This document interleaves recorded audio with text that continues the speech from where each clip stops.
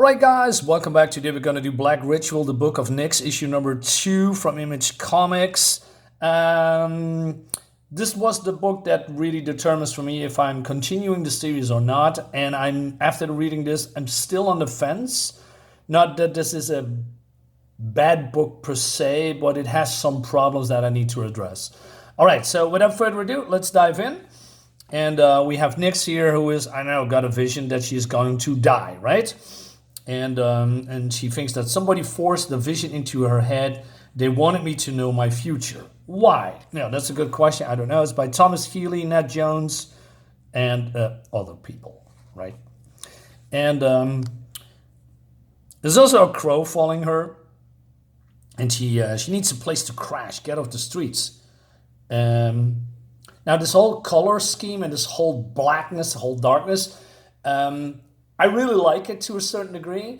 It really reminds me of, that this book is not really it feels, that's probably the best way to describe it, not like a real mainstream book because of all this, right? It's not bold coloring and eye-popping things that stand out when it comes to even art or even, like I said, coloring or sound effects. There's zero sound effects as far as I know, which is a shame.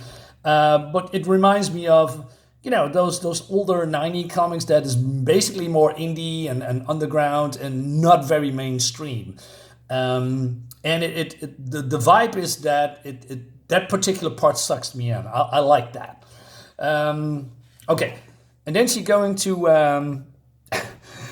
a comics book store when she has happy memories, and this guy is knowing her and says, "Hey AJ," and I said, "Okay guys, get out of here.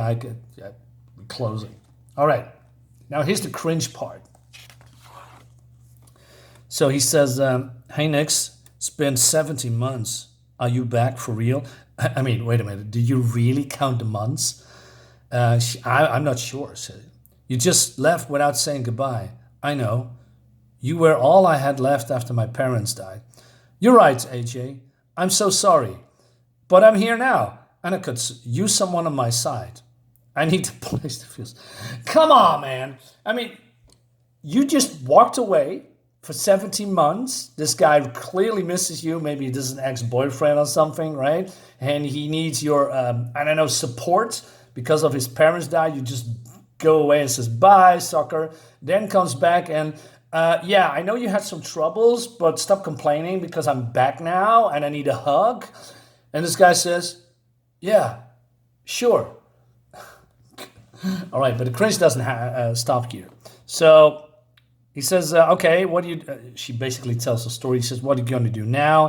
He said, "Do you still have that room upstairs? Can I use it?" Sure. So there's only, as far as I know, just a very small chair, a small desk and a chair. And he said, I'm collecting some occult books. And she's just, "Oh, wow." And it seems that these all famous books like the Hecateon, Abramelin, Crowley, the Lock of Babylon, and that all that stuff. And he says, "How can you afford it?" He says, "My parents were rich." Yeah. Okay, let me complete this. And he says, "Hey, you stay here until you sort it out. It's safe here." And there's also some crow here. He says, "It's been following me. Some had sent it, not sure who." Now, coming back to this rich guy parents, of course, what rich guys mostly do is completely rebel against their rich parents and go to loser town, with a shady, crappy apartment, and then live, running some kind of a crappy comic book store shop. That is absolutely what rich people would do. Sure, there is some rich kids that are rebelling against their parents for whatever reason, but they do not do this. What they are doing is using their parents' money to, go to parties, sniffing coke. Can I say that? Doing all this wild, crappy stuff, fighting against the system, maybe putting some kind of rebellious tattoo or some weird haircut, but they do not go to, a remotely part of town and, becoming a comic book store owner, living in a crappy apartment again. That's not what they are doing. I'm not going to be, I'm going to be punk, man, because that is so 90s, that's so 80s, so rebellion, right? Punk is dead, man. all that stuff. No, that's not what rich people are doing. So that doesn't make any sense at all. I'm not a rich guy, but that's what I think and assuming the rich guys. I mean, I see plenty of videos, right? Let me get me something to drink. All right. So he says it's some. I think it's a summons. I need to go. But then this guy's still simping. Are you sure you want me to come along? He says, no, I can handle myself. Oh, here's the keys for the door when you come back. I mean, dude, she left you, man. Stop simping.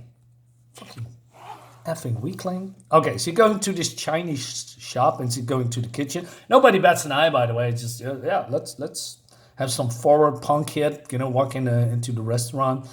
But that's my guess. This is an underground meeting place for magical people. She is doing some kind of a sigil, opens up the door, and then she is coming into this bar. And now this looks good, but on the other hand, this is exactly what I think the writer and the artist, well, I'm not blaming the artist. I mean, the writer tells the artist what to do, right, to a certain degree. It's pretty empty. Right? If I want to do this, I mean, I've seen plenty of. I mean, for instance, there is a magical bar in DC Comics where all magical beings, sorcerers, wizards coming, and it's packed. It's loaded with people, with all these, like Satana and Etrigan and you name it. There is a bar just pure for people with magic, and you can only come there if you have certain magical abilities or certain spell or something like that, similar to what you see here. But why not put some more people in here? Put some guy or girl here, right? And then maybe here just 2 extra people. And this woman is singing. Why not have? I don't know. Why is it so empty? Just play the bass. It's not a bass, but the cello, the piano, maybe a drum or a guitar or whatever, right? Instead of 1, 2, 3, 4, 5, maybe 7 people in total. And even the narrator said that her coming in here doesn't go unnoticed. No shit, Sherlock. Of course, there's 7 people in here, maybe total. Of course they're gonna see you when somebody's new is, coming in. Jesus. Anyway, she says, hey, I want a drink. And she says, bar owner, who do you think you are? You don't get to drink here. You need to leave. And of course, then there's some people are saying, oh, you need to go. And this fat, with the cancel culture haircut says, hey, you need, basically threatening her. But then there's a voice says, calm down. And it's Camille. Who this is, I don't know. She says, hey, is it cool that I'm back? Says Nyx. Not at all. After what you did, you broke the rules, working with a hellspawn. You made a bargain with Mammon, for Christ's sake. So basically, she doesn't like what she did, right? I don't know who Mammon is. I don't read Spawn comics, but probably some kind of an evil wizard or demon or something. And she says, I thought you were smarter than that, or I taught you better than that. She says, why you summon me? I didn't, but someone did and sent you to me. We have a problem.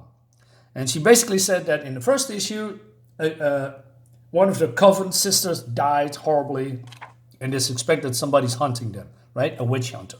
Okay, cool. I like that. And we said, how is that possible? There's protections here. And she says, we found a body. Her name was Maya. She was burned alive and left a message. And so this is a hunter, and she thinks, what's her name again? Camille thinks that Nyx come here, that Nyx came here to look into it and brought the demon hunters to justice. Yeah, you probably think that, but that's an assumption. You don't know for sure. But then she gives her this magical book, right? Because it's the book of this dead girl. She says, hey, there's a chance. This is your chance. You're an outcast. You have no home. You want to earn your way back in. This is how you put your life on the line for us and the others. Find this past and put him down. And we talk about forgiveness. I like that. I like that. She's coming here. She's not wanted. And they give her an opportunity to prove herself. I think, okay, that's a trope that's been done before, but it's not an unwelcome one. I think that's a good one. That's the way to go. All right. Nancy's going outside, smoking some cigarette, and as this young girl's getting harassed, Nyx comes in. He says, hey, let her go or else. And these guys taunting her, but then she using her magic to, I don't know, break their bones and even kill them, I presume, right? Now, the thing is with magical beings, and this is not a criticism because of Nyx or something, but in general, sometimes you have characters that have magical powers or magic abilities, but it's not really clear how weak or strong they are, right? I mean, if I'm seeing this, I must say, well, she has maybe a certain magical telekinetic power, probably magic, breaking someone's bones with little to no effort. I assume that this girl has a lot of practice in the ways of the occult. But since there is no power guides or some narrative that tells me that she is probably 20 years practicing magic or maybe 5 years. So how really strong is she actually, or how weak? I mean, I think to a certain degree we have to have some boundaries, otherwise everybody with magic powers can be uber super strong and then getting defeated by I don't know, another person with just this. I mean, it's, you know what I'm saying? She is making no effort to deal with these guys and even, I presumably, killing them, which makes her a murderer if that's the case. I mean, there's a lot of blood going on, right? And then she goes to the, there's more, a little bit nitpicking, but still. So she says, hey, you're okay. It says, do you have anywhere to go? But no, she says she's homeless, and then she's drawing this magical symbol. She says, hey, how do you do that? Long story, you want to learn? Take this to Li Ho Fuchs, the Chinese spotter bear. Show to girl at the counter. That's my sigil. She know I sent you. So, okay, that explains that Nyx can go to this place and nobody really bothers her because it's known there's this magical enchanted bar here or something. People know that. Okay, that explains it a little bit. Okay, I'm liking that. But why would you just put a random girl off the streets and said, hey, do you want to kill people too? I'm gonna let you learn if you go to this place and they're gonna pick you up and they're gonna turn you into a murderous witch. You don't even know her. Maybe she's super traumatized, right? Maybe she just killed people or is using coke or selling her body or she's run away. Why would you do this? Once you have, I don't know, people with responsibilities going into some kind of a coven and learn the ways of magic instead of, sending all these broken girls to there.